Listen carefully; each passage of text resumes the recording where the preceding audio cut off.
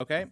Good morning. I'm Evan Smith, Vice President at Democracy International, and I'm very pleased to welcome you guys all here today for what is the third event in a collaborative panel series between Democracy International and Apt Associates on innovations in governance.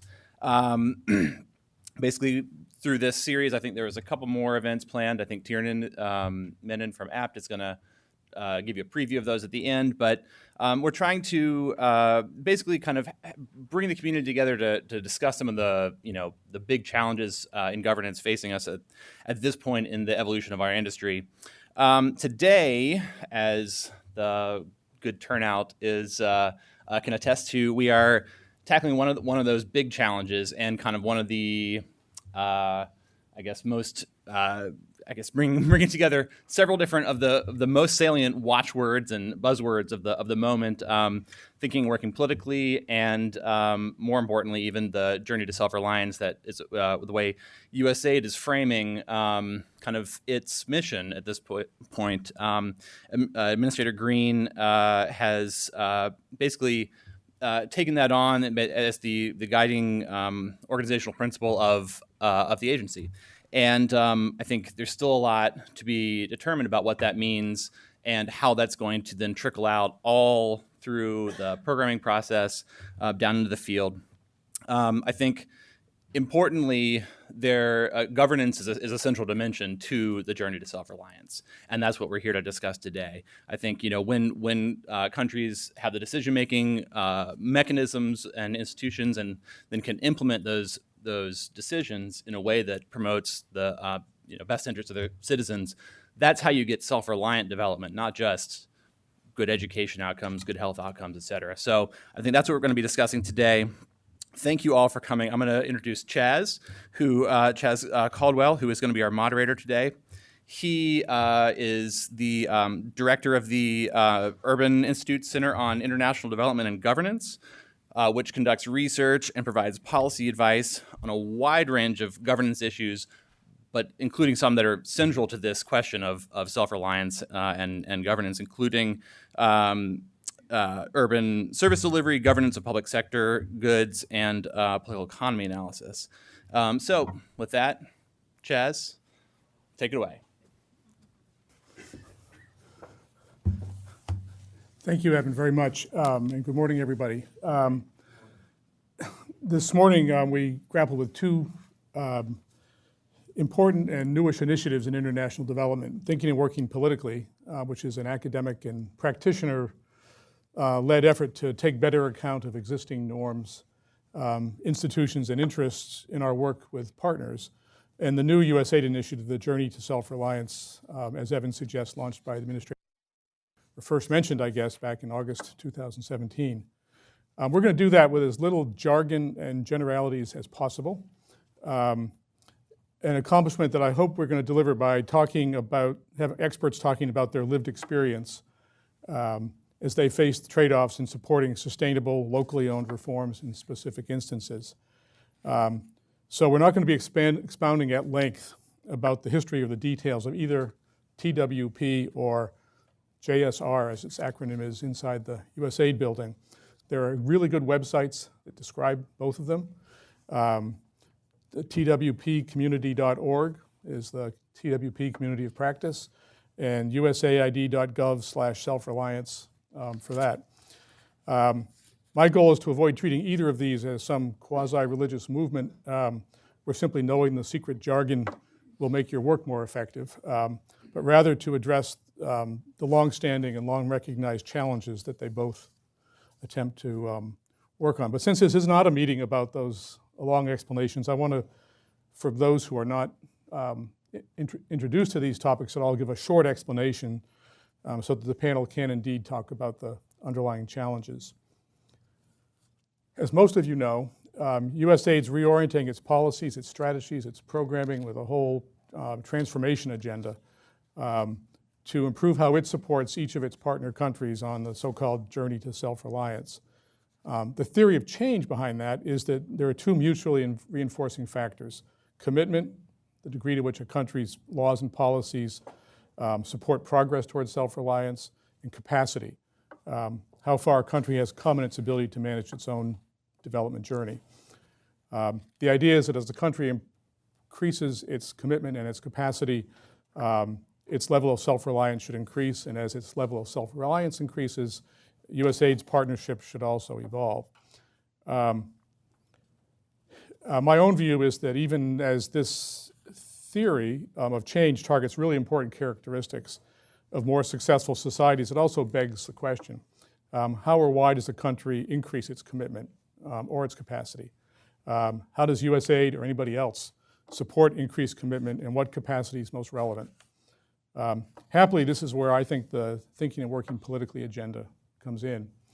The thinking and working politically effort has three key points. One is strong political analysis, understanding and responding to local context, and being flexible and adaptable in your program design and implementation.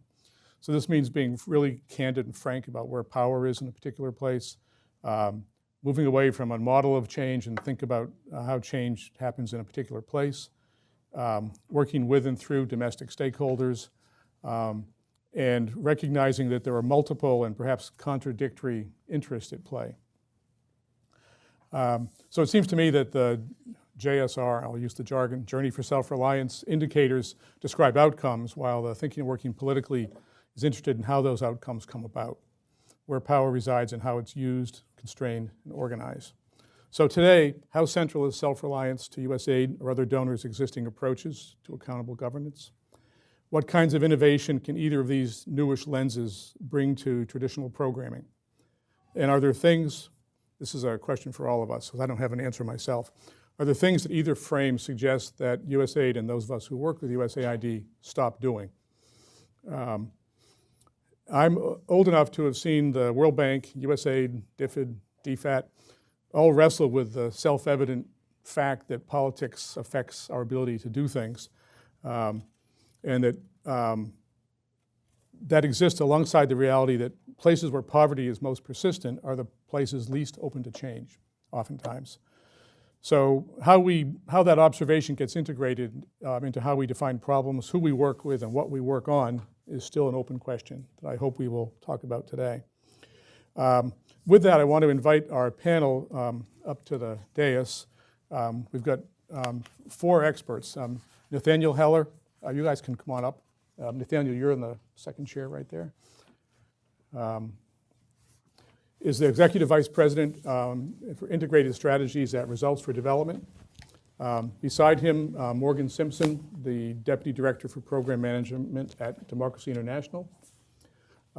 Elaine Barua, who's the Principal Associate at Apt Associates, and Jennifer Lewis, who's a Senior Governance and Rule of Law Advisor at AID. And I'm supposed to sit down that end chair, so I will. Their complete bios are in your materials, so while I'm sitting, you can scan those. We're going to proceed by trying to have a conversation of sorts, but to get people's ideas and perspectives out as quickly as we can. So I'm going to start with Nathaniel. Nathaniel, one of the central ideas across all the aid activities is that transparency increases accountability. Accountability can often be an adequate incentive to improve service delivery. And the self-reliance frame sort of advances on this idea that two of the measurement criteria are rights and openness of government. Mm-hmm. You've been a leader in bringing the focus to transparency and accountability during your time at Results for Development, but also as your work on the Open Government Partnership. And you're working in Tanzania now. Can you tell us about that work and whether the governance challenge there matters to the more granular progress the project's making? Yeah, sure. Thanks, Chaz. And thanks to Tiernan and many others for inviting me and for organizing. I'll try and be really brief, just responding to that quickly, and hopefully this whole thing will be fairly conversational. I come today with, I think like you, very few answers and lots of questions, so I do hope to actually learn a lot and to have this be a broader group conversation. Super quick context for those less familiar with R4D. We're an international nonprofit that supports domestic change agents in countries to strengthen systems in health, education, and nutrition. And there's a lot of work we do that's sort of a blend between technical support and delivery, and also analytical work. We work in a lot of different places, but I thought I'd just sort of speak in very real and sort of blunt terms to some of the challenges we are navigating in a country context like Tanzania now, where a lot of these kind of zero-sum trade-offs start to bite in a very real way. For those less familiar with Tanzania, I think it's fair to say, it's just as a point of fact, is going through a really challenging evolution and shrinking of civic space in the past 2 or 3 years under the current administration there.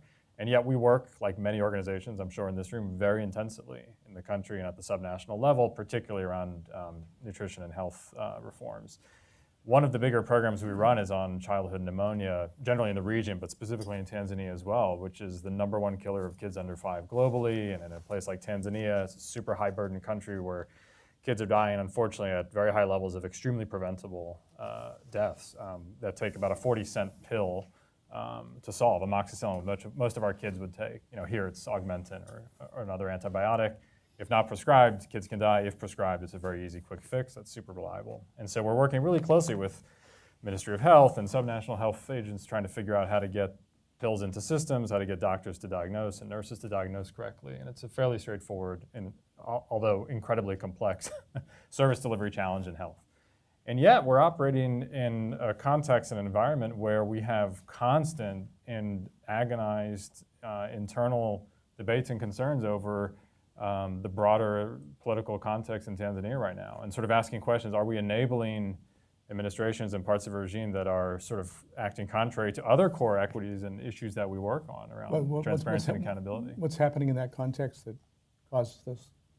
This is a context where it now takes, I think, $900 a year to register yourself to be a blogger in a country, just to not get thrown in jail for blogging.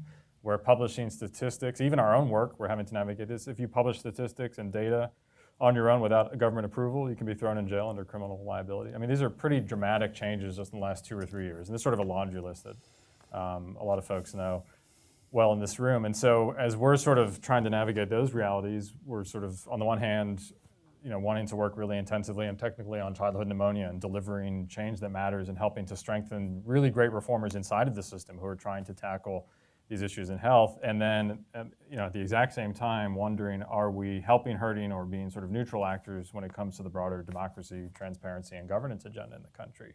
And the bottom line is we don't have a good answer. And I think that's part of the struggle here. We try to leverage let's say, thinking politically methods, and at least mindfulness, I guess, if nothing else, to understand this, maybe the more implicit trade-offs that we may be making that we're not even conscious of in continuing to invest and continuing to work on, say, the health agenda. And that's just a really tough struggle. I think for us, or at least I should speak even more personally, there's sort of 3 potentially zero-sum trade-offs in a situation like that. One is we're trying to work, and actually R4D has a huge long-running program on citizen engagement and accountability. So we care massively and intrinsically about the normative value of transparency and accountability, and we invest tons of money and time in a number of countries on that. We care a huge amount about health outcomes, and so we're working very intensively on that. And we do subscribe to and believe really strongly in the self-reliance agenda. But trying to sort of square that triangle, or whatever the right metaphor is awfully tough, and awfully tough in context of shrinking civic space. And again, I wish I had sort of something after the ellipsis to say we figured out the answer, but we don't. But you're working in Tanzania with government, the health ministry, and others. Right. So do they have some different sense of where they're headed, or I think there's a lot of keep your head down, keep working on those sorts of issues. These are less contentious issues, right, on a day-to-day basis. But it's a similar. At the same time, you zoom the lens out just a tiny bit, and I was visiting our team and office there just in October, and took them to have lunch with a friend of mine who runs one of the big Tanzanian civil society organizations working on transparency and accountability, Twaweza, and he can no longer leave the country. His passport's been confiscated for completely capricious and sort of trumped up reasons, and it's absolute political retribution for the work that they do. And he's a global actor with a huge brand internationally that a number of us have worked with for decades. And that's the kind of reality that's biting in a big way. And this is just one example of one country, but this is I think something for a lot of us that we're, again, struggling to square. So very interested in answers. I wish I had better solutions. I think we are, and sort of my one sort of partial solution is we've come to a certain reality where, or understanding where this concept of self-reliance, I think we started to problematize that and understand that there is not a single template for that, right? And so USAID has a certain version of this based on a certain framework intellectually, which holds some water. But governments and actors in other contexts have actually at times very different views of what self-reliance means, and things like transparency, accountability, democratic governance may or may not be at the heart of that vision. And the lack of a shared sort of universal framework for, quote, self-reliance, I think explains some of these difficulties. And so again, I'll be curious to learn and hear from others on this. Yeah, we could do a whole day on that topic, I think. But Morgan, you've been working in South Sudan. What's commitment and capacity look like there? Interesting question. So as a little bit of background, I'm recently back from spending the last couple of years in South Sudan working on Democracy International's Success project. Success is systems to uphold the credibility and constitutionality of elections in South Sudan. And as that fun acronym suggests, it was originally designed to be a traditional democracy and governance program. We were going to be working on elections, political party building, constitution building, when the program started in 2013. But the situation changed, and in 2015 we were told we were no longer allowed to work with government, which is still the situation today, given the way the government is. And so we had to sort of be flexible and change direction and look exclusively at working on issues of governance and peace building, but working exclusively with civil society. So in a context like South Sudan, it's particularly interesting to think about this framework of self-reliance and what it means. What are the entry points for self-reliance in such a country where not only can you not work with the government, but in terms of the USAID metrics, South Sudan isn't even on the roadmap. Partly because there's no data for, I think, 9 of the 17 indicators that USAID is using right now. And for a couple of the others, the data point is 0, I believe. But I think we've seen over the last few years a lot of progress in terms of our work with civil society and sort of how they have managed to take up the role of government in many ways and be able to move the country forward, but making the building blocks, I guess, for self-reliance and for development in a situation that is fairly unique. So is the idea, though, that the work you're doing with these community groups, maybe you could explain a little bit what you're actually doing, but that somehow builds longer-term capacity or stakeholders for dealing with the issues that led AID to say you can't work with the government, or what's the long-term plan? Yeah, I mean, in a lot of ways, so there are a couple of things. In a lot of ways, civil society and civil society organizations play the role of government. They provide services, they share information, they develop policies and advocate for them. They work to address issues that the government is not addressing. So in that way, they're finding ways to sort of build the country, develop the country, move it toward somewhat toward self-reliance in a way that the government isn't. And we see that sort of, we've seen a lot of growth in terms of the way civil society has been able to engage on the peace process, for instance. If you look at the 2015 peace agreement versus the revitalized peace agreement from 2018, the role that civil society has played has changed dramatically. In 2015, it was sort of just, civil society was there as named, but not truly participating in the process.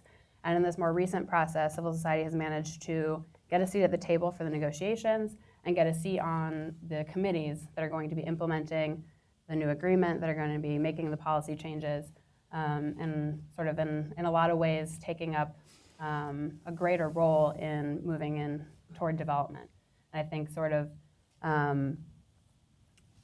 when we're looking at this new framework of the journey to self-reliance, we have to think about the sort of context-specific situations in each different country that we're working in and make sure that we're not limiting ourselves or looking at, and they're looking at the entire complexity, because in some cases I think there are other actors that you can be engaging to move towards self-reliance when the government isn't really willing to be committed or have the capacity to work towards it.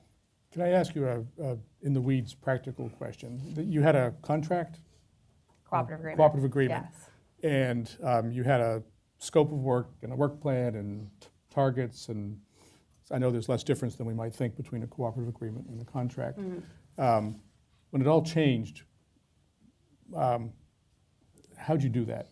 Did you rewrite the cooperative agreement? Did you? No. The cooperative agreement framework does give you a bit more flexibility than a contract.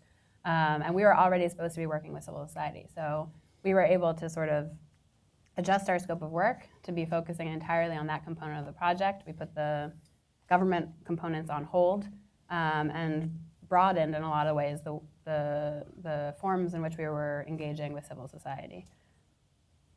And so on the concrete things you're doing with civil society are centered around what, services or political processes, or what are you actually working with them on? We support civil society we work both at the national level with national level organizations that are engaging mostly on the peace process, but have also found ways to sort of engage in legislative reform and security sector reform. And then we also work at the local level. We have what we call civic engagement centers in 6 different cities across the country, which again are sort of a good example of self-reliance in miniature, if you will. Because these are community centers that provide free access to internet and libraries and meeting space for civil society organizations. And a lot of ways the community has taken them up. We've been working with them to take over management of the centers, and now they are sort of running them instead of us directly having our people run them. And they're finding other sources of funding. They're getting community members to contribute fees to pay for the upkeep of the centers, and they're applying for other grants. They're finding other ways to survive beyond our program. So, when we talked the other day, Morgan, we talked a little bit about how your experience influences how you think about how this self-reliance frame connects to sort of humanitarian and/or I'll call them OTI level interventions, where you're in a hurry to do something that is dealing with the here and now, less with the longer term. And any reflections on how your experience might make you think about that? yeah, and I think that's one of the questions, and I'm interested to hear what everyone else has to say as well. That in looking at the sort of self-reliance framework versus humanitarian, how are we going to link them? I think in a place like South Sudan, it's easy to say, just send in humanitarian services, but we've seen that there are, in a lot of ways, avenues for advancing development of the country, of finding actors that are committed to self-reliance and to moving the country forward, that are committed to democratic governance. And so, it'll be interesting to see how USAID links these two sort of new bureaus and sort of moves on the path from humanitarian, but at the same time building up the development box. Because I think, especially in South Sudan, the concern is if you stop supporting the development aspect of it, the governance aspect of it, the humanitarian costs are just going to continue to increase. And so if you do not take up those issues and continue to contribute resources and support to moving democracy and governance values forward, the government could pretty easily squash out any effort towards that, and it'll just have greater humanitarian costs, I think. If that makes sense. Nathaniel, does this sound familiar? Yeah, a bit. I mean, we don't do humanitarian work, so I trust Morgan's judgment on that front. But I mean, that's right. This is the governance dividend concept that folks have been, for good reason, pushing for a long time, which is you make these investments at the front end, and it does pay off, 10x, 20x, both financially and politically downstream, right? And I think that's the other angst we've had is, if or any organization like ours, let's say, that's working in a program or in a place on the more service delivery front, has this sort of anxiety around the governance agenda. If you ignore that, at what peril, right? So are we just digging our graves a little bit more quickly and deeply by not biting the bullet and sort of grappling with the harder political issues? Basically buying short-term win/progress, but all you're doing is sort of digging faster and not getting to a place where there is a path towards self-reliance. Yeah, Elaine, you're a health expert, and you've worked a lot in Nigeria and other places, but you're not a governance jargon expert at all, so congratulations. But you've been working in Nigeria for a long time on building the capacity, I guess, of the health system. In effect, making it more self-reliant. But given this self-reliance framework we've been talking about and the governance stuff, what idea did you have at the outset of your work? Maybe you could describe the work a little. And how has that evolved? So our objective under the Health Finance and Governance Project, which is a USAID project that strengthens health systems, our objective in Nigeria was quite straightforward. USAID gave us very simple instructions. You need to ensure that this government puts more money into its HIV, malaria, and tuberculosis programs. And we're going to evaluate you based on how much money gets spent. That's very good at orienting your program into don't be doing any modeling and needs assessment and assessment, because that's not how we're going to evaluate you. We're going to evaluate you on dollars spent on these 3 diseases. So the first thing we had to do... Local dollars, not just... Yes, the Naira translated into dollars. And so the first thing we had to do is, okay, how much money do we currently have and what are we spending it on? And then how do we get more money? And we learned a lot by trying to understand how much money we have now and why it's not getting spent. So, for example, if you look at the AIDS Commission in the states we're working in, if you just asked them, oh, how much money is going into the HIV program in your state, they can't tell you. They know roughly how much they're spending. They don't have a good sense how much Global Fund is spending. They don't have a good sense how much PEPFAR is spending, right? So their job, which is coordination and stewardship, clearly not doing it very well. That stewardship is, think of it as a small g. Not a big G for governance, but just a small g, an aspect of governance. Then we looked at, okay, you have a budget, you have a line item, because Global Fund or whoever told you 15 years ago you have to have a line item for HIV, because that was supposed to start us on the journey to self-reliance. But that line item has not been spent for 6 years. Why hasn't it been spent? Because we didn't get the money. Why didn't you get the money from the Ministry of Finance? We didn't submit the paperwork, or we submitted the paperwork, but they didn't release the funds. So we had to go and look at, well, why didn't the funds get released? Well, because they didn't come to defend their budget. Or, well, because the budget is for 1 trillion naira, but the state only makes 250 billion a year, so a lot of the stuff in the budget just isn't going to get funded. Or, well, okay, so you didn't get the money. Didn't anybody ask you why you didn't get the money? Didn't somebody say, you have a budget line item, why has it not been spent? Nobody asked. So it didn't get spent. So think of all of these things as little g's. Little g's, your budget is larger than your actual revenue. So you're not using data to budget. Little g, you were supposed to submit paperwork. There's a process, public financial management process for submitting that paperwork, but you just didn't do it. Little g. Another little g, nobody asked you. Nobody held you accountable and said, why didn't you submit your paperwork? Or if you submitted your paperwork, why didn't you get the money from the Ministry of Finance? All these little g's are part of accountability, right? Or part of governance. And they all come together, and when they're not done, we have just overall weak governance. And a lot of this is outside of health, right? So PFM processes being managed are outside of health with the Ministry of Finance. Did it get budgeted, and did the House of Assembly put it in the budget for that year? That's outside of health. Did the House of Assembly even call you to account as a Ministry of Health and say, what have you done with your money? That's outside of health. These are all non-health issues that were causing this state government to not put money in malaria, or not put money in HIV, or not spend money on tuberculosis. So, but the thing is, this is sort of outside their purview. They're in a service delivery mode, and we're as donors or implementing partners, we're helping them with their service delivery. But when you start talking about domestic resource mobilization, it's suddenly not a service delivery thing, it's not a health thing, it's a thing out there. You can call it thinking and working politically, or whatever you want to call it, but the fact is they don't know how to do it. And we ourselves, frankly, as implementing partners, We don't know how to do it very well either, because it's not in our purview. It's something outside and something political. And political tends to be a little bit, we're above politics because we're saving lives. Those So politicians, what did you do? right? Started talking to all those people out there. Basically, that's the first step. Started talking to them. So talking to legislators and say, are you aware that PEPFAR of USAID spends 20 million naira or $20 million on HIV in your state? And they're like, who? How much? They've no idea.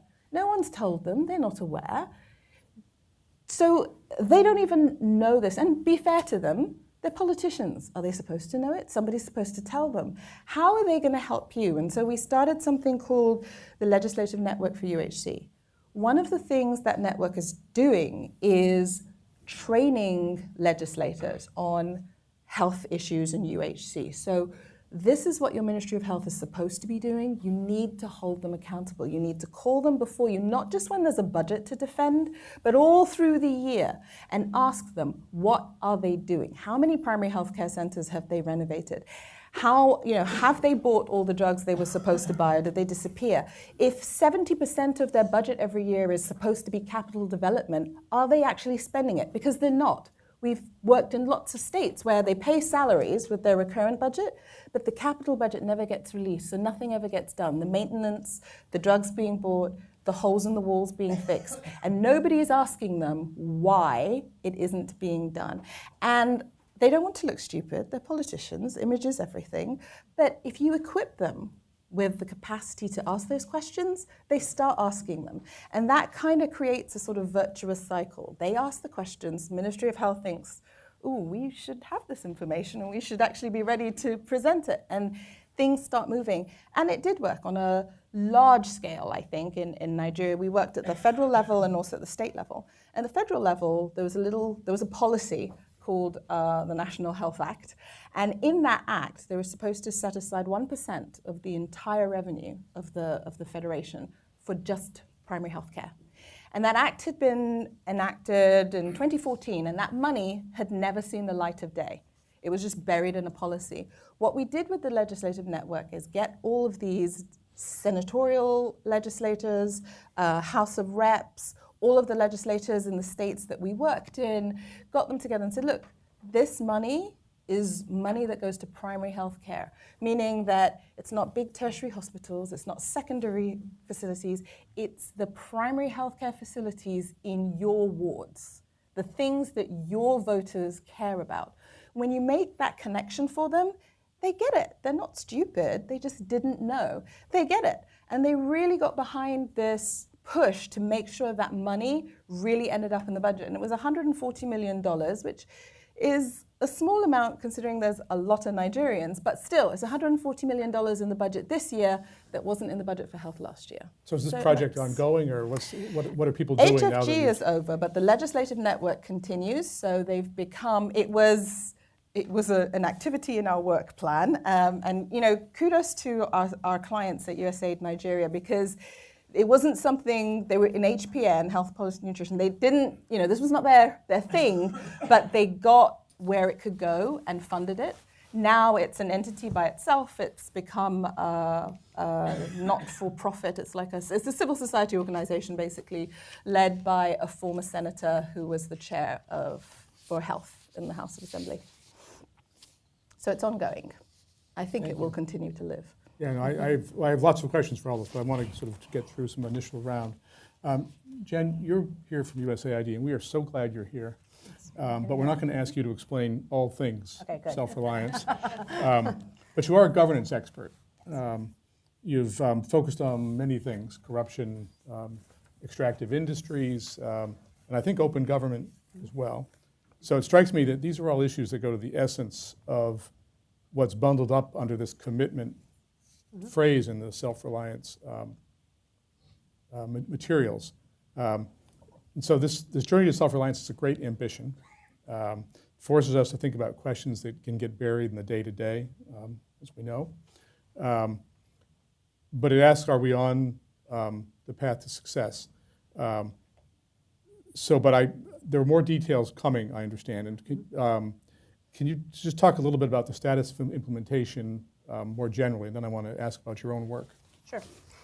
Yeah, well, first of all, I'm very glad to be here. Thanks very much. And I hope I don't have a big target on my head for all the questions, because I actually don't know all the answers.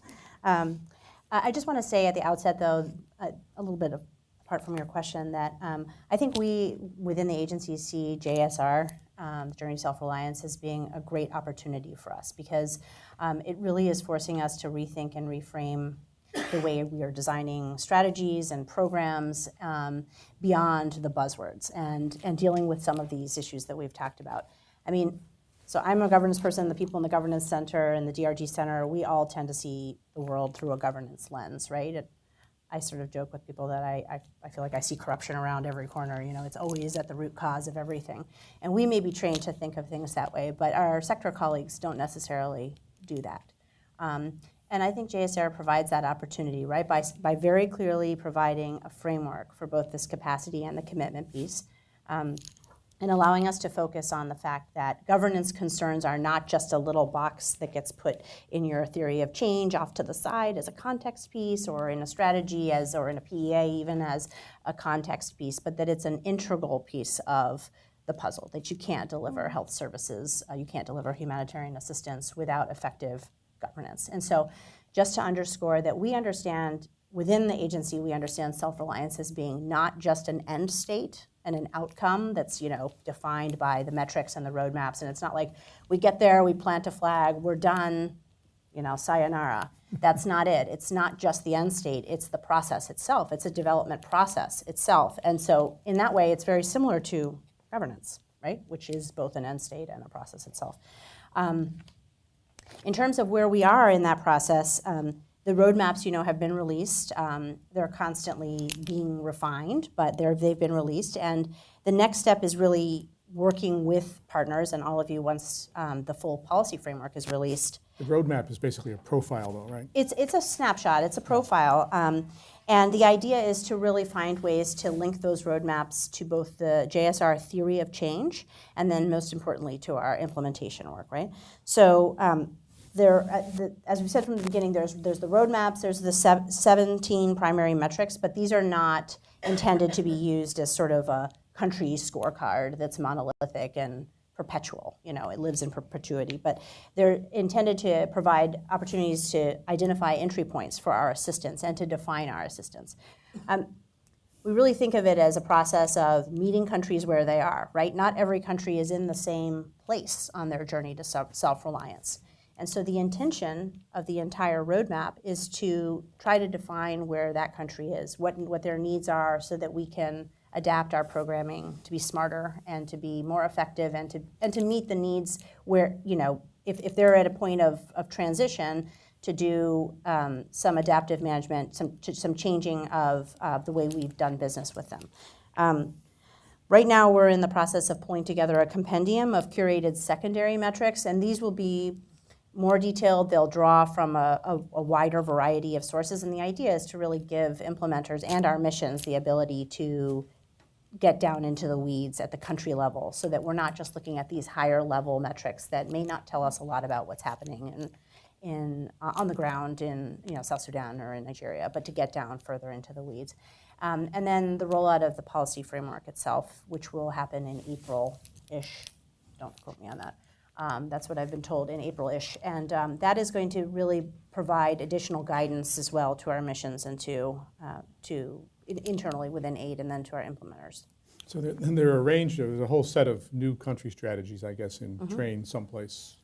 Right, yeah, we've begun our wave one of working with our CDCS process, and that's sort of the first level, and then of course rolling it down into program design. But the reality is that this is not going to happen overnight, right? And this is where all of you come in, because it really needs to be a process of learning and seeing where we are on the journey to self-reliance, but also where our programming has worked and really moved the ball where it has not. You work on corruption issues and rule of law things. And it strikes me these are areas where it's really difficult to gauge your partner country commitment. And with all respect to the open government partnership, you know, people commit to things, but do they follow through? Or if you're working on food security, doesn't change the way corruption happens in forest areas where the generals control the timber coming out of Cambodia, or there's other examples like that. In your own work, even though I realize things are still being rolled out, is this new roadmap, I guess, prompting you to think differently about your own stuff, or how's that happening?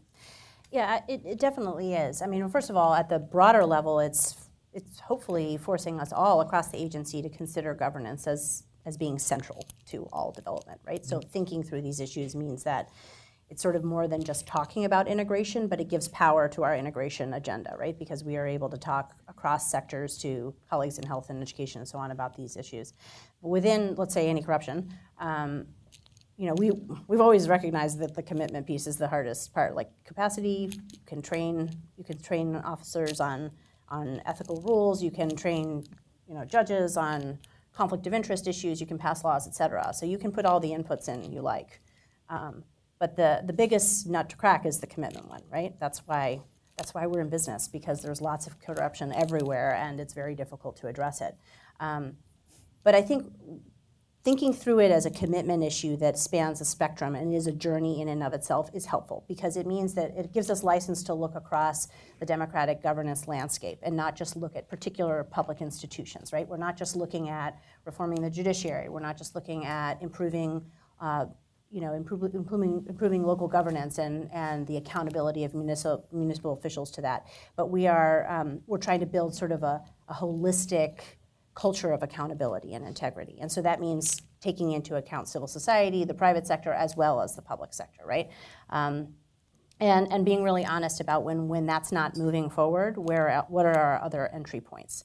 So, I mean, just to underscore, I don't think we don't understand JSR as being that there's a step here and a step there and a step there, and that commitment has to move apace with capacity. There's an understanding that there may be an asymmetry there, but it defines our work and our entry points. Yeah, I guess I'll be interested as this moves ahead, what in the country strategies or even in the program designs, that question of what does this mean you stop doing, particularly given congressional earmarks and sector silos that the building works through. Before you came to AID, you were on the implementer side of things.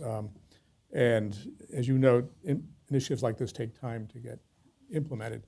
The number of people here today suggests there's a lot of interest in figuring out how to either help you do that or adapt as you do that. But do you have any advice for how people here should be thinking about integrating this framework? Because there are existing projects, there are existing contracts and grants, there's RFPs that were written before this was all rolled out, and yet this is the new direction. How should people be thinking about that? Yeah, there's, I think, two big ways. And the first way, I think, is the hardest one, which is that I know from having written far too many proposals, more than I care to admit, that on the new business side of things, as a community, I'll say as a we now, that we are not primed to, as a development business, share the kind of information that ultimately is pertinent and important for this issue of self-reliance. We need to be able to say, and we need to hear from the implementing partners when things are working and when things are not, when there is not a prospect for moving the ball forward, especially on the commitment piece, but also on the capacity piece. So we need an understanding of what's working and why. We need that information within the agency. And I'll also say, as on a personal note, having now being in the belly of the beast, it's amazing the information we don't have. And so that information is important. That dialogue is really critical. But the other thing is to be thinking already about innovations and different ways of doing business where we really can move the ball on these issues, right? So even if the contract or the RFP or the scope of work doesn't mention the word self-reliance, we know that that's what we're about, and that's the new framework, and that's the way we need to be thinking about these things. And so we're doing a lot of thinking within the agency, but the implementing community, you guys have the on-the-ground experience that we really need to ground our work. So I think hearing from you is going to be important, and having sort of that honest conversation about what is not working as well. Because I've heard a couple of innovations, as others have talked here, about how to deal with this trade-off between the uncommitted or less committed or imperfectly committed government, or in Sudan, weak or non-existent capacity. But I guess the question I've got is, the commitment is about governance metrics, but in lots of the examples we have, people are basically working despite the governance. I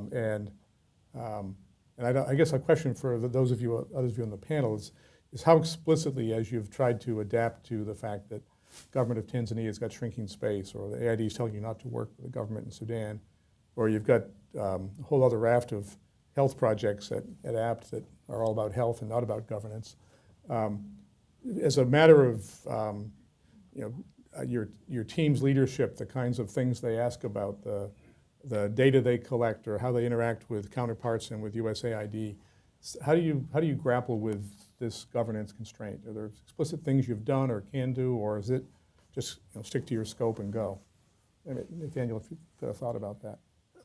I guess my short answer is this is actually where thinking and working politically as a set of methods can actually be helpful. Mm-hmm. It's sort of, I think, it's not a silver bullet, but it starts by sort of telling us that commitment gaps are going to be there, or fundamental leadership and commitment to shared values may be there. However, that doesn't always mean you can't get things done in a politically informed way, as we heard. So, it starts with really, doing sort of very smart and meaningful, it doesn't have to be super sophisticated political economy analysis to understand what are the levers of potential change. Mm-hmm. To go back to my Tanzania example, for better or worse, that government does care about, for example, what the Chinese government talks to it about. It cares still what the World Bank talks to it about, IFC, IMF. And so you can start to paint a picture of, okay, even if we scream and shout and that has no effect, or it might even be counterproductive to the program that we're doing, there are others who do have the ear of certain decision makers, mm-hmm. for good or for ill, maybe for the wrong reasons, but they have a degree of influence. So are there value propositions we can develop and to use those messengers or conduits to try and get a certain set of decisions or messages through, or at least to influence that decision making? I don't think any of that's a guarantee. It doesn't say it's a slam dunk. We just tick a bunch of boxes. It means thinking and working politically as not just pathways for your narrow project stuff, but for other hands on the piano, basically. Yeah. I think it's fair to say very few administrations or governments truly exist in isolation. They always care about external actors and perceptions and reputations. It's just a question of whose. And getting to that actually starts to open up interesting, if complex and hard, but interesting possibilities that all of a sudden look a lot different than the traditional, let's just launch an advocacy campaign to get decision makers to care more about our stuff. Maybe that's the answer, but it might be something very behind the scenes or quiet. In Nigeria, Elaine, does that resonate? I think the first thing we would, as implementing partners, I think that's helpful for us to do is recognize that our counterparts, particularly if you're a sectoral person, so I'm a health person, if you're an education person, anything other than, say, democracy and governance, where it's your bag, so to speak, our counterparts don't appreciate or understand the impact governance has on what they do. Partly because we use this term governance, and I quote our Commissioner for Health in Lagos State, who, when he was giving HFG an award, actually, said, when you started, I used to wonder, what is all this, and pardon the expletive, I used to wonder, what is all this governance crap you're talking about? Because he was just hearing this big G. But he said, now I understand that governance drives everything. Because when you break it down to the little g's, it starts to mean something. It starts to have some color. So after we had our first meeting of the legislators, he said, we brought together all the legislators in Abuja, and we brought the commissioners of health together, and we had this, it was a bit of a jamboree, but it was a jamboree to get us going, and sometimes you have to do that. He said when he got back to Lagos, the chair of the finance committee for Lagos State asked to meet with him. He said that has never happened in all the time he's been Commissioner for Health for 8 years. He only sees these people once a year to defend his budget. That was the first time. So this is about helping our counterparts understand the impact this has, because they are in that service delivery mindset. We have to help. I think the first step we have is to understand ourselves. Maybe it's through the political economy assessments and what have you, but they're just a first step to understand how do we help our counterparts do this thinking and working politically, because the truth is they're best positioned to make things different. Us coming in from the outside saying, oh, Ministry of Finance, you've got to work better with Ministry of Health and you've got to report da-da-da, that's not going to resonate the same way it resonates when the actors themselves recognize that there's a benefit to doing this and they start doing it, which is both part of self-reliance, but frankly, it's also the thing that's going to have the most impact. Us telling them, I have my doubts. So I think advocacy campaigns and things like that, they have their place, but I think there's a deeper, more meaningful change that we have to elicit, and it starts with helping our counterparts recognize that there's a need to do things differently, rather than just us and our work plans. I think our work plans have to contain how we're going to help them do it. So when you started this project, was any of this in your work plan? No. 3 cheers for cooperative agreements, because they allow you to be flexible. Yay! No, it grew, and like I said, kudos to the mission for being willing to help us see it through. It grew, and the nice thing I think about it growing is that it started off very much HFG, USAID funded, but everybody understood once it started rolling. Everybody understood this makes sense, and by the time we had later events, DFID was putting money in, the Gates Foundation was putting money in, local newspapers themselves were putting money in. There's a big publisher called For This Day. They were putting money in and having events that they sponsored themselves. So I do think it depends on where you are, I suppose. Maybe not in Juba, but in Abuja, there's definitely a moment of awareness, and people are getting engaged in that kind of thing. They may not call it governance, so you have to find the right words to use, basically, in the countries that you're in. It's been my experience that these sorts of changes, for those of us who work on governance, seem self-evident, but they take a long time to integrate not only into bureaucracies like USAID, but even into our own organizations. Sure. And so if you're, and I don't know if you work on proposals at APT or not, but the next proposal that's a health-only proposal, because that's the pipeline, how brave are you going to be to say, well, look, we can do X, Y, Z, but we also want to do these other things that we know are going to be essential to our success. I don't think you have to be too brave about it, because nearly everything that comes out of USAID right now that I've been responding to, and I have to confess I dodged the business development. But when it does come out, there's always, there is, and I think it has been for years, capacity building, domestic resource mobilization, particularly in health. Everyone's talking about domestic resource mobilization. And the fact of the matter is, in weak governance environments, there is no DRM. That has to happen, that strengthening has to happen. Otherwise, the DRM you get is they'll put it in as a budget line, and that's where it dies, as a budget line. It never gets expended. If it gets expended, it gets expended on something stupid that doesn't save any lives. No one asks questions. So the governance thing, to actually have that DRM, the domestic resource mobilization, the governance thing, you have to work to strengthen that. You just have to, otherwise it becomes a budget line that is nothing. So I don't think you have to be brave. In fact, I would want to believe that the folks at AID or DFID or wherever looking at the proposal are thinking, well, what is it that they're going to do differently that's going to make this DRM actually happen? Because if it's just going to be building models and assessing gaps, I would mark that down. So I don't think you have to be brave about this. I think you should just charge in. I want to turn to the audience in a minute, but I want to collect any other thoughts that people on the panel have as we've gone along.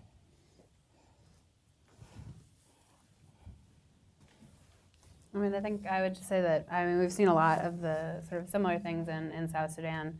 There in particular, USAID and Democracy International are not names that necessarily receive a lot of welcome from particularly the government. And so a lot of what we do is unbranded, it's behind the scenes, and we let civil society organizations sort of take the lead on what needs to happen in their communities, on what their priorities are. And we've seen a lot of success at that. They've found ways, we're not necessarily using the word governance, as you say, but we are letting them, helping them to work with communities to say, what is our biggest problem here, and how are we going to make governments respond to it.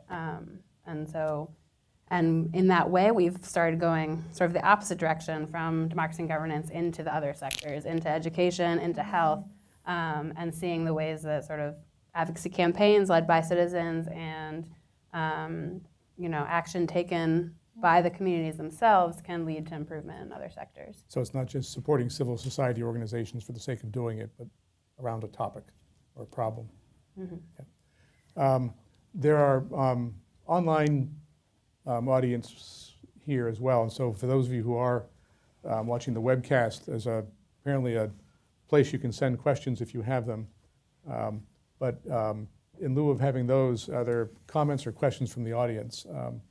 And if you do have a point, if you could explain who you are and what your question or point is, and if you have a really long point, I would encourage you to talk to the organizers and they can organize a future event for you. But on the aisle right here. Hi, good morning. My name is Jonathan Said. I work with the Tony Blair Institute for Global Change. We work in 14 different countries in Africa, particularly on governance, especially the small Gs, to Elaine's point, in the center of government and with numerous ministries. And my question is regarding Self-Reliance itself, the JSR. To what extent do you see, or do we see that it's allowing scope to build different types of partnerships, or to change the modalities of procuring support and engaging partners that are able to work in that space in very flexible way, in a way that allows them to exploit political windows of opportunity, to go where the relative priorities are of either the federal government or the state government, irrespective of sector, but engaging with those sectors where there is buy-in and so on. So it's really about the sort of procurement and engagement modalities and partnership thinking behind that. Thank you. Okay. I think if I can, I'm going to collect a couple of questions so we can. So here on the front, and then there's a woman in the back. Hi, thank you. Great discussion. A clarifying point from the woman working on the Nigeria program. She had mentioned that part of the job was to help local partners understand TWP, thinking and working politically, that they didn't operate. It's my understanding that they know TWP. They work in TWP all day, every day, and that it's really our job to understand what their thinking and working politically is, or what their local reality is.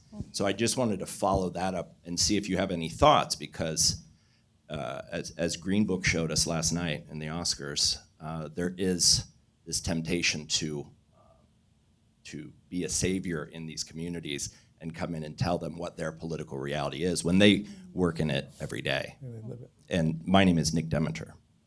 That's a good point. And then at the very back, so on your right.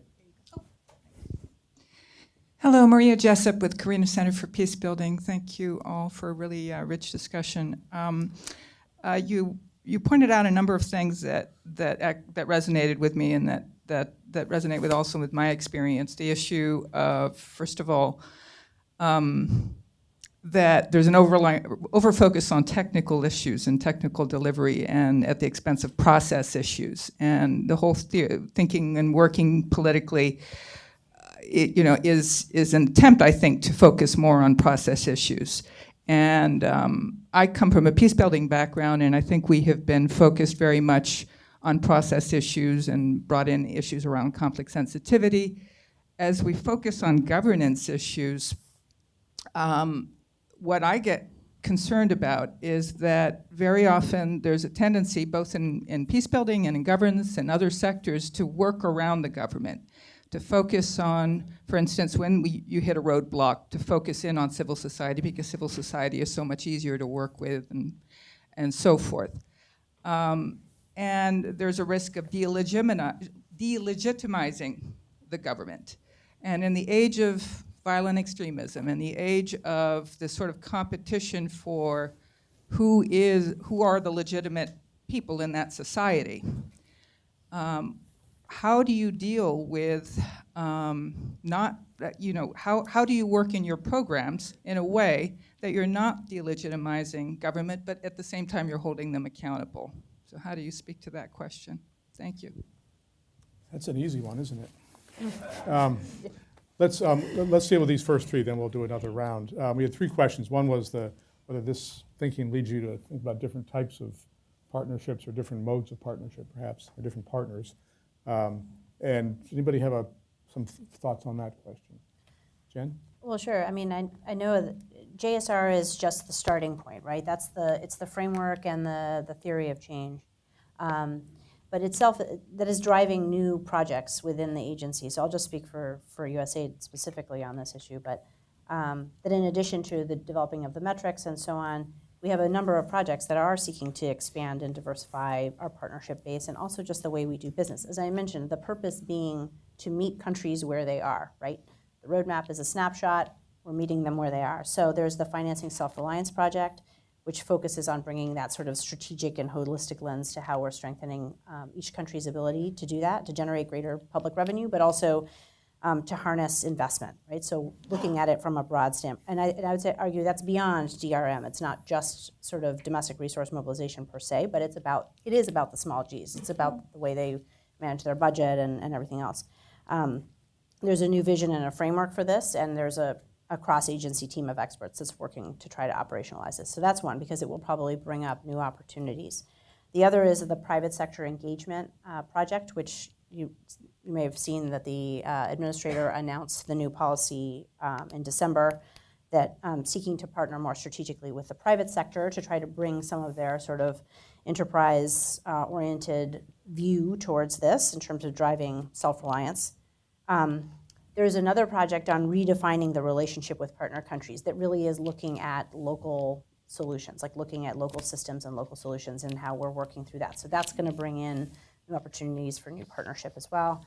And then the Strategic Transitions project is really looking at how we take an honest look at a country and say, this relationship has evolved or should evolve, and so we need different modalities in terms of how we're doing our work. We may, traditional ODA-based, development assistance may not be the right framework for this. So there is thought to that. Plus there's the procurement reform process itself, which is about engaging in more of these conversations around co-creation and really thinking through these really thorny issues, and whether it's reforming the procurement process so that there are more opportunities to change scopes of work, to be more adaptive and flexible in our programming. That's also something that the agency is looking at. Wait, no, this question and then the third question as well about, are we undermining the legitimacy of government by working around them, really go to the tension went one way in South Sudan where AID decided to stop working with the government. Tanzania, you're working along even though the government's shrinking civic space. And I don't know that the Journey for Self-Reliance or GWP either give us, what's the metric that tells us it's time to go one way or the other or to shade things one way or the other. And I don't, in any of the work you guys have done, how have you thought about that? Or Nathaniel, when does President Magufuli go too far? Yeah, I won't answer that.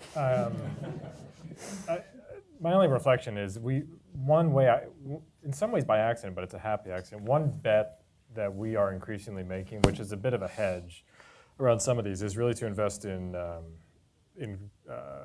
coaching networks and coaching modalities. So this is something we're placing a big investment on across a range of sector programs, but it's sort of based, I mentioned because it emerges in some ways from the TWP kind of ideology or theology. It starts with sort of a statement, I think, internally that we are never going to know these answers around political economy and windows of opportunity as well or as fast as folks that live and work and breathe and operate in these environments, which is, I think, very self-evident but often gotten wrong in a lot of design. So if that's number one, then the right folks to sort of, quote, provide technical assistance or to provide mentoring and coaching are folks that have done it before or have done it at least in a neighboring place, whether another state or another, a contiguous country that may face similar challenges around health financing schemes or around, run out UHC or around school feeding programs, whatever. Somebody has probably done this before. We're not the first to invent this. They succeeded or failed, and they probably have some useful insights and lessons learned to share. And those folks also, based on a ton of common sense and research, have a lot more credibility than I will ever have going to preach the gospel around these same issues. So it often is a more complex way to quote, deliver assistance or technical advice, but we're starting to see early glimmers that it's a lot more sustainable. And also it sort of naturally and organically gives you some additional political operating space, because it's less Chaz or Nathaniel or anyone, sort of coming in as external actors without credibility or legitimacy, saying, we need to spend more on malaria or TB. It's folks who've done it before, done it in a neighboring state or a province, done it next door in the other country, saying the same things, and having the war stories to share and the scar tissue to show around what worked, what didn't, and how to navigate those politics. So, Of course, takes you some time to figure that out yourself. It's frankly longer, and often it can be more expensive at the front end. I mean, it's actually sadly cheaper in some cases. Just put me on a plane, or not me, but somebody with real technical expertise. Go do the thing, or the classic workshop, deliver the knowledge, and then walk away. That's kind of what we all know how to do. But if you're in it for the longer term, there's a certain argument to be made. It's worth some higher upfront cost. It might take a little bit longer, but to have other folks who've done this before delivering. And so we're trying to position ourselves, at least institutionally, as in many ways, sort of as an enabling partner, where we can match make and say, oh, Sally over here did it last year. She's the right person to help deliver some of this, rather than again, put me on a plane. But we're also seeing that a little bit in things coming out of USAID, where they don't, it's not a work plan in 30 days. But rather, spend some time to actually, as you suggest, dig into what's actually going on the ground. Who are the actual partners, as opposed to who you met on your 2-week proposal trip. Yeah. Yep. Any other comments on these questions? Was it Nicholas? Sorry? Yeah. Nicholas. Yeah. Right. Just to respond to your question, if I remember correctly, you said these people are thinking and working politically every day in their environments. Yeah, I think what I'm looking for just a clarity, because it sounds like a terrific program that you're doing, and you seem to be getting all the right processes, but it's just the way you phrased it. I wondered if it was more top-down, but in reality it's more organic, as you were saying. I think I understand your question, so this is what I think my response is, and it may be subject to change after I've had more coffee. They are managing the environment that they're in, you're absolutely right. And they know more about the environment that they're in than I could possibly know. However, if I go with the example that I gave earlier, there is a policy that has money that can be used for primary health care. There's a legislature that has been democratically elected, right? So there's a system there that can be used. I think it's a political system, I could be wrong, but that's how I see it. There is a system there that can be used to further the cause of health or education or what have you. And our counterparts don't know how to use that system. They know how to stay in their jobs. They know how to keep their jobs, particularly as civil servants. A lot of them are political appointees, and so they also want to keep their jobs. So there's thinking and working politically for your own agenda, and there's thinking and working politically for the benefit of health or education or whatever. That's the part that I'm saying our counterparts often don't know how to do. There's a system there that they could use, and what I think where our project was useful is that we helped them identify this system is here. You've got a policy, somebody already spent a lot of money in advocacy and what have you getting it passed. You've got legislators that can make or break your budget.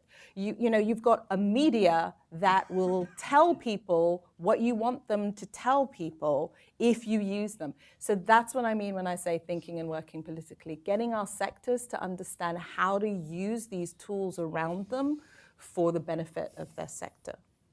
Are you buying that? Absolutely. You are? It's often Yay! a lexicon problem, because my PWP and my PEA Sure. is different from others. So understanding that and that clarity, because I know that's what you were doing. It just came out to the layperson who isn't as familiar as possibly more top-down. And I think the target is to you don't get to rewrite the Constitution every place on the back of a health project.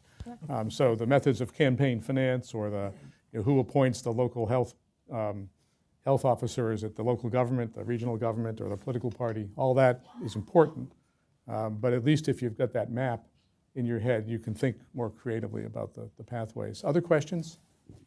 One in the back here. Okay. Sorry. Discriminating to the right. Hello, my name is Grayson. I'm with National Democratic Institute. So I had a question for Ms. Simpson, but I suppose it's generalizable. So you've spoken of the success of the community centers in South Sudan that DI has set up and administered in delivering many of the critical services to citizens that the government can't or won't in its war-torn state, correct? Yeah. My question was, are you concerned that many of the ethnic tensions that go deeper than the official narrative of national unity that kind of gets espoused in the 2018 peace agreement will complicate or prevent the successful operation of these centers that I understand, sorry, I wrote all my questions down, are of such crucial importance in a post-war community in South Sudan? And if this is a concern, how does DI plan to overcome it? And I suppose that question is generalizable to all of you guys. Basically, the fortune cookie version of it is, how can ethno-sectarian tensions be bridged to optimally pursue civil society solutions? Thank you. It's a really good question. The loud woman on the right from Chronix. It's my turn? Okay, thank you so much, Chess. Really appreciate it. Don't know how you didn't see me over here, but that's how it goes.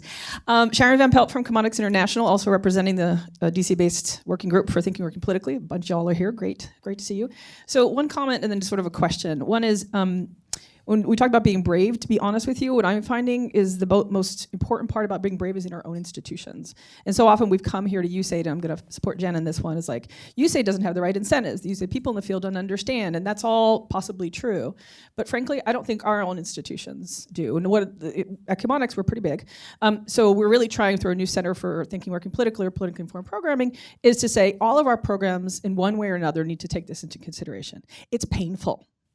I basically got, almost tomatoes thrown at me when you go out to the field, and we don't go out and do PEA, or we train our staff and talk to them. And it's challenging. It's, we already do this, all the kind of stuff that you guys have heard before.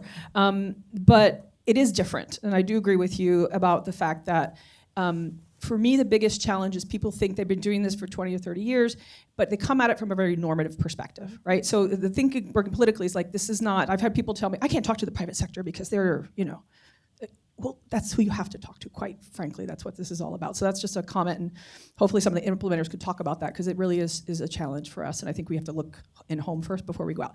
And the other is a comment question, capacity.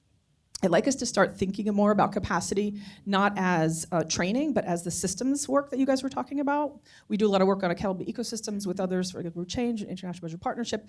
And I think the more that we think about the small G's adding up to a big G, in terms of capacity, I think the further we'll get. Love to hear your opinions on that.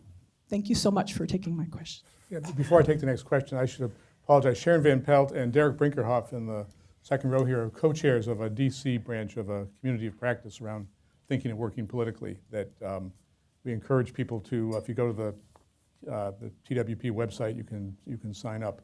Another question right here in the front. Microphone's coming. Hi, my name's Nicole Barsakowski, and I work for Management Sciences for Health. I think that's a good point that you just made, but I want to bring it back to Nathan's project, which is a health project.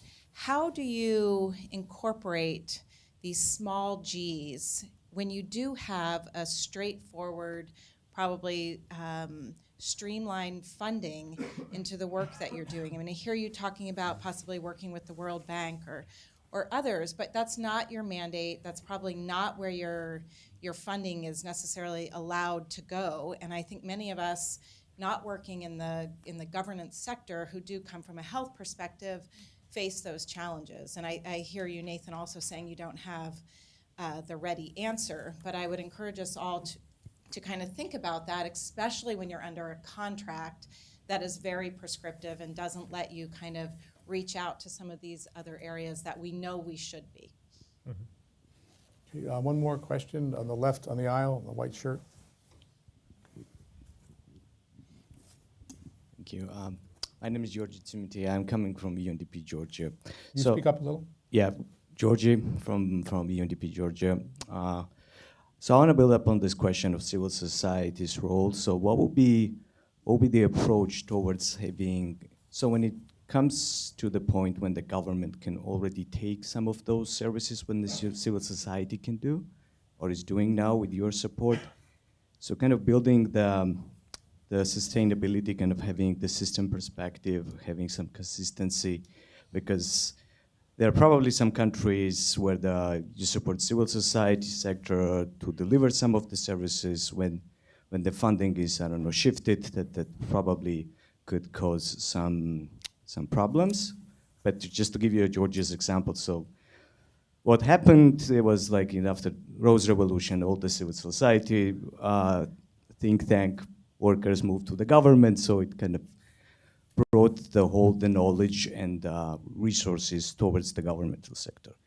And I guess the second question would be, I think it's very important to see how the organizations, the subcontractors who are working on, I guess, on a micro and meso level could use if the USAID could somehow facilitate the process of using, I think, some of the bigger organizations working with the government, because like you said, countries do care about the international opinion. So maybe, I don't know, World Bank and some other groups can be involved in terms of, pushing towards more on the political agenda as well, if that process can be somehow supported and facilitated as well. So, and where would be the room for that? Great, thank you very much. Got a wide range of questions here. How do we deal with, how does our programming deal with pre-existing ethnic and other divisions in society? And maybe I'll just start there, and the question was directed at you, Morgan. I'm interested in it's a question I had as well. Sure. I think South Sudan, it's a good question. The conflict is incredibly complex, and I think some of that complexity often gets lost when we talk about it, especially when you're outside of South Sudan, because a lot of the news coming out is just there's still violence, there's still fighting. But a lot of it is actually intercommunal fighting. It's between different ethnic groups and not necessarily related to the national level conflict. And so that's something that we've been addressing in our peace building work, is how to engage on the national level peace process, but also address the local level issues that are also undermining peace. And that is sort of a lot where these civic engagement centers come in. They work more on those local level issues, bringing groups together that are directly in conflict, whereas we work with national level networks of CSOs to engage on the national level process. And then we've done a lot of work to try to sort of link those two together, of getting those national level discussions down to the state level so that citizens at the grassroots know what's going on, and vice versa, so that their concerns are channeled upwards to the national level negotiations. One of the sort of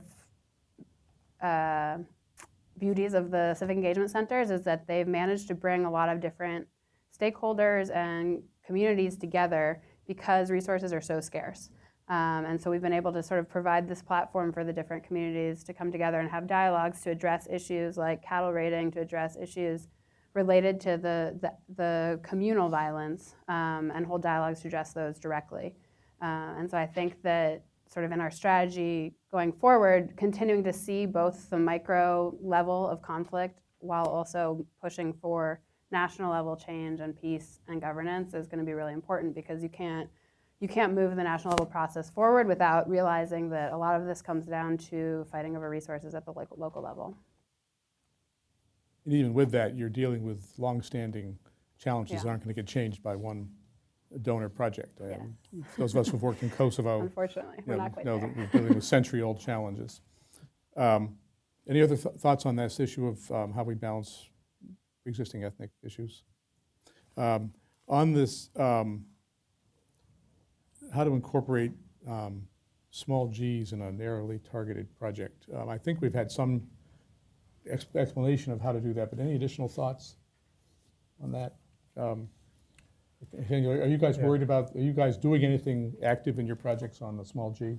Yeah, I mean, I'll try and touch on Sharon's really good points and tie it, sort of bundle it all together. So again, going back to this one particular but real life initiative, we're lucky in that one, in that we're not constrained on paper to a super narrow technical focus. However, we started there. I think that's fair to say. Like, this is it's a technical problem with a potential technical solution. Let's go and solve that. That initiative is largely philanthropically funded, less USAID projects, so it gives us a little bit more wiggle room than usual. But even there, it's people who are trying to fix health problems, and so they expect this to be a, quote, health project. That's sort of a starting point. Along the journey of that sort of experimental program, these larger issues started to emerge, and I think we're at a point now where actually one of the key donors on that work, which is GiveWell, which is a really interesting philanthropy which embraces really radical transparency. So you can go to their website and find verbatim telephone calls with us over the last 3 or 4 years about this program. It's just all out there. If you really want to be bored, you could read through these telephone transcripts. And so they've started talking publicly about their need. They're starting to come to grips with the fact they're going to have to widen their aperture a bit and look at more systems level problems if they want to make progress on deworming, or on salts, fortified foods, on childhood pneumonia, et cetera. And it's, I think, taken them a number of years to get there and to realize that it's not just about sort of these laser-targeted, narrow technical interventions, but those interventions exist in a broader political economy context, and usually it's hard to ignore the noise out there, and it's hard to just insulate your program. I mean, actually, you can sometimes pull that off, but it's fairly rare. So I think for us, it started with, to go to Sharon's point, again, I don't have a great, I have a very unsatisfying answer this morning, which is it started for us with starting to at least ask the internal questions in-house about, do we need to broaden our own lens with this work? And if so, what does that look like? And what are the risks and potential trade-offs? If we push too hard, too fast on this front, are we going to generate blowback that damages our ability to do any sort of work? Are we going to put partners at risk?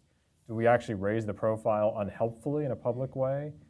Because we have really good folks, let's say in the health ministry and health system who are doing good work, who frankly don't need the flack and don't want to draw the ire and the eye of the Prime Minister's office, of others, of the mayor. You get to very real questions really quickly. It doesn't take a lot of rocket science to sort of get to the thorny problem. So that's kind of where we are. It's just asking the questions internally, asking them in what I hope is an intellectually honest way, and trying to make smart, just week-to-week judgments and sort of mild course corrections and nudges. I don't think we're going to end up at a place where there's a grand strategic solution that we bring to bear. I think it's going to be, in some ways, embracing the, dancing with the system metaphor. There's a million of these metaphors, but we're going to just sort of intentionally and consciously, in a self-aware way, go with where we think the flow will take us until we reach sort of, the threshold that is very undefined about where we can bear it no longer, so to speak. And hopefully we actually don't reach that, but I think that's, we're going to muddle through it in a very intentional muddling. All these systems have existing beneficiaries. Now, the poor system, there are people with a stake in that, who generally people who are more connected than the citizen groups or even the local governments that we may be working with. I don't know that we've figured out how to. We've talked about finding new pathways, new partners, new approaches, but we haven't really sorted out how to deal with the person who's siphoning off half the money and can afford to protect that, et cetera. And Jen? Well, just to add in that I think that this issue of looking at things as a system or having a systemic approach, that really is what the heart of this whole JSR thing is. Again, these issues of capacity commitment are things that all of our programs have done, but the framework invites us to think about it systemically, and that in and of itself is a great thing, I think, from my perspective, but also is a change, because it should mean that maybe not immediately, but it should mean that health programs and education programs and, of course, governance programs will be thinking about this much more holistically. Who are all the actors? Who are the incentives? We have these tools. We have PEA. We have other tools to try to determine and map that out. And it, again, doesn't mean that we move immediately to self-reliance, but that it's that process of building the system, to priming the system, really, to and allowing us to better refine our interventions. Jen, I'm going to ask you a question that may be unfair. But I look around this room and I see an incredible amount of expertise in all the things we've been talking about. And you aren't in charge of the process at USAID as you're developing this, but there's lots of peer expertise here that I don't see being drawn upon as that conversation goes on, unless it's being done in a very quiet way. Mm-hmm. If you think about exposing AID to small g reforms, is there a thought to road test this with the great unwashed before it's printed in black ink? talking about JSR, right? Not the internal governance of the agency? JSR. Yeah, all right. So I don't think I'm authorized to speak about the latter. Yeah, there is an intention to have this conversation. I mentioned the secondary metrics that'll be coming out, the compendium, and then the policy framework. And yes, I think the idea is that this will be a dialogue. You know, I know there's a number of people here that have worked within the agency as well, and the reality is that this, you know, it's going to be a mix of things. It's internally driven. It's a very collaborative process within the agency, and I should mention we're also working within the interagency to discuss some of these issues. So, you know, if I were ruler of the universe, I might invite you all in to have a conversation about this, but I don't know that that's necessarily going to always happen. But I meant it honestly that I think that one of the greatest values are forums like this, where we can get ideas, we can start percolating ideas so that those of us who are in the agency, who are thinking about the way this applies to our strategy and design and our missions and are thinking about the ways we can adapt programming, are hearing from you who are on the front lines and have these actual practical political considerations that you're dealing with. So. I've got time for one other question. Very sure. It's an offer. I work with a lot of metadata for the political economy analysis I do. So when you mention the secondary metrics, would you be a point person to send the sources that we use currently? Sure. Yeah.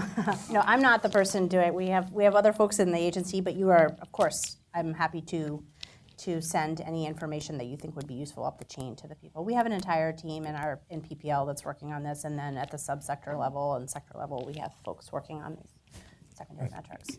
I think Nathaniel started off saying this, he had more questions than answers, and I think that's maybe where we end this morning.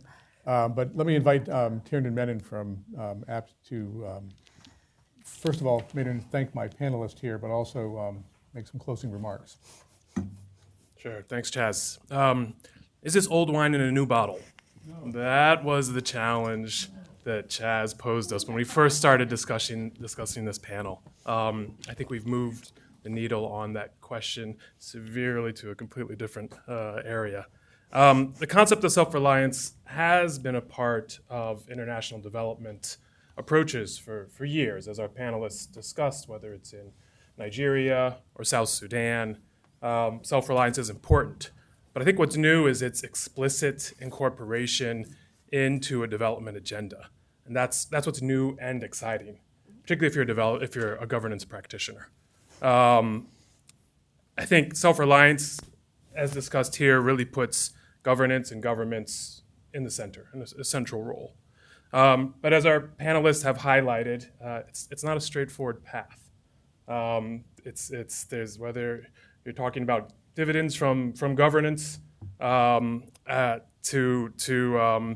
returns of governance dividends. Is it sufficient? I think even the definition of self-reliance is variable.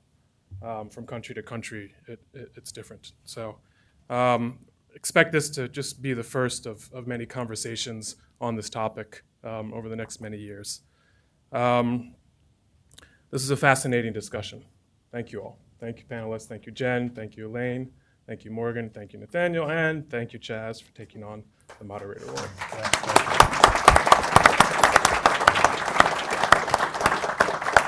And on behalf of APT Associates and Democracy International, I want to thank all of you for coming out here and participating, braving this blistery day. There's obviously a lot of interest in this topic. We had to keep bringing in chairs from outside as people trickled in. So I encourage all of you to attend our future series as well. I think the next event is coming up on March 29th. We'll talk about the next wave of decentralization.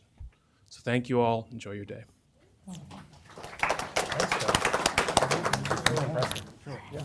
Thank you for doing it. There, you didn't get it. All right.